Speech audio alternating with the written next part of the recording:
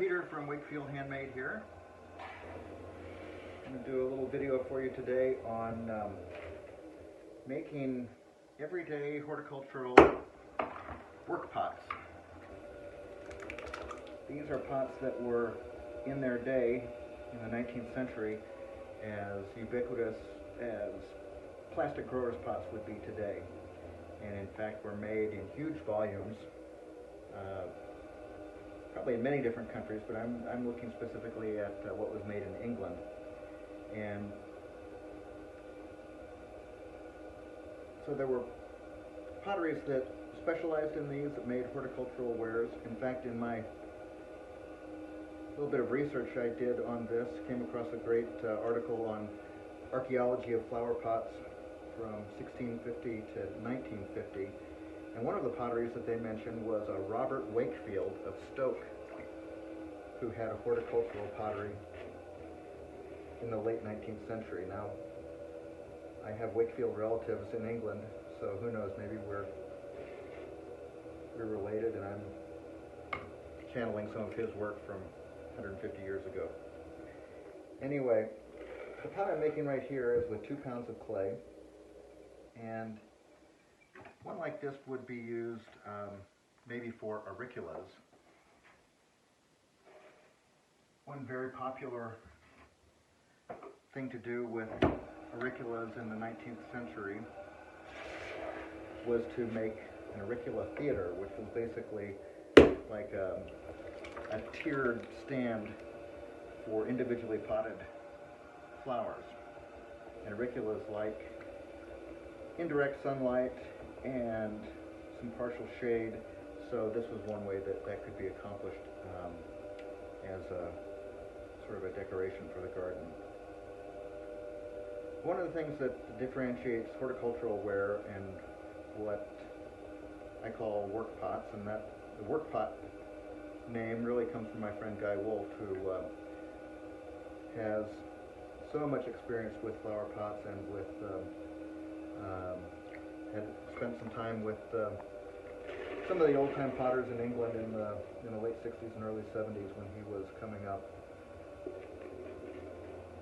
So Guy always used the term work pots to differentiate from the show pots, the ones that really were for either for the garden shows or in the books talks more about the decorated or ornamental terracotta versus horticultural terracotta.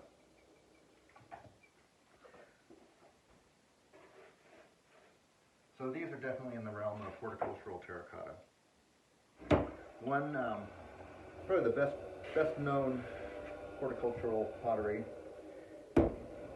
from the 19th century and early 20th century was Sankey's, Richard Sankey and Company of Bulwell near Nottingham. And Sankey started in 1855 and actually was making clay pots up until the late 70s, and hand throwing pots up until 1939 apparently. The whole place was destroyed by a fire in 1980, so all of the records of pottery production were lost in that. But anybody who's interested in English gardens or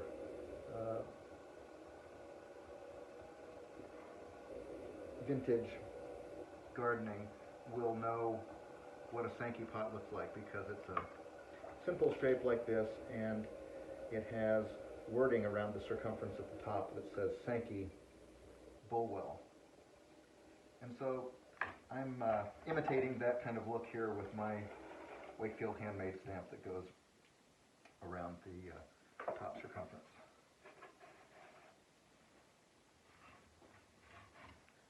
So as part of my early spring pre-orders, I've been offering 6 sizes of work pots, all this similar shape, all with the coggled decoration Wakefield Handmade around the top circumference.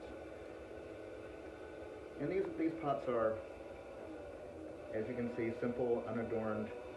They're pretty quick to make. I think I timed myself on making 24 of them in a time-lapse video. It took me about 30 minutes, so a little over a minute apiece. Of course, an experienced potter will tell you when somebody asks how long it takes you to make that piece, well, about 5 minutes and 30 years. So a lot of experience goes into being able to make pieces quickly. I'm using a metal rib here to get the shape just right, and also to distribute the clay from top to bottom so that it's got an even thickness.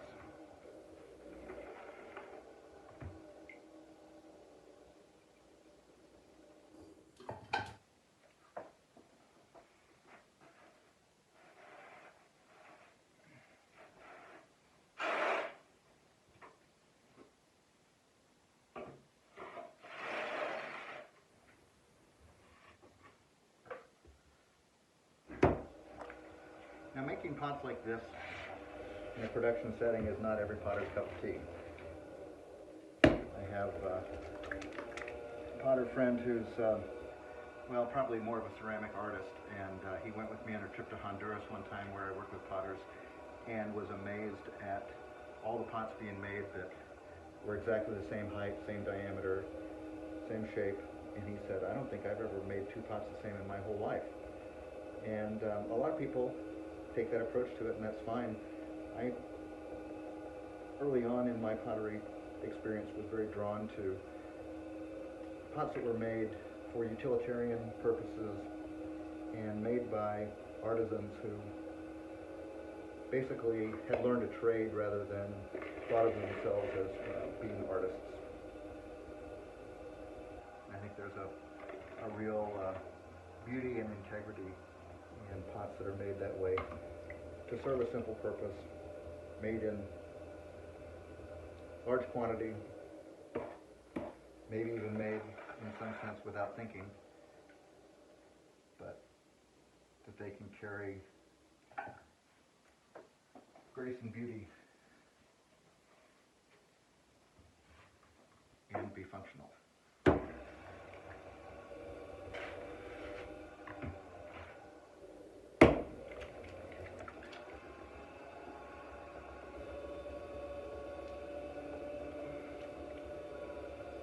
When I have a lump of clay that's a little bit heavier than what I need, I'll just pinch off a bit of it in the centering process.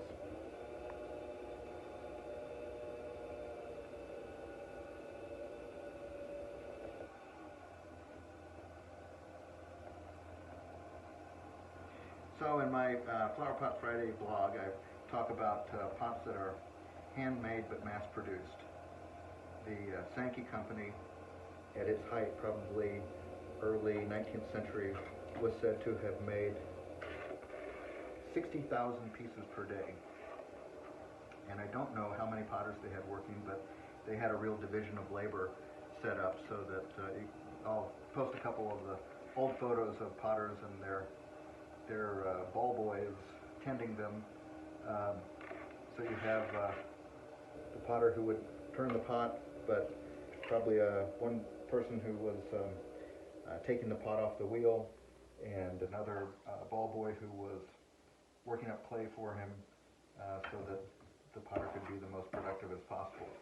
So dividing up labor like that, as well as having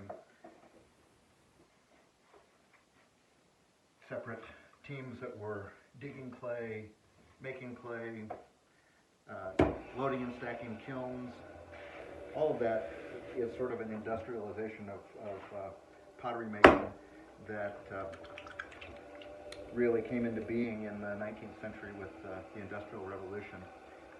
Although, even though those kind of things were made in large volume, they were made one at a time with somebody's hands, rather than with a machine and molds.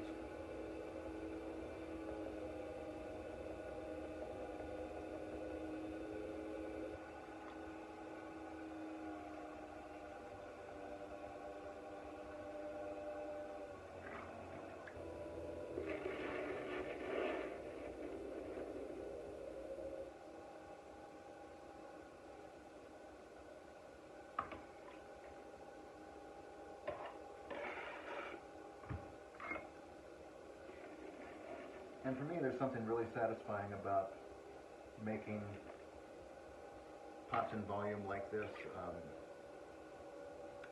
doing the same shape and height and width. Each pot is going to be a little bit different, and it's always interesting to find the one that you think really captured what you were trying to make.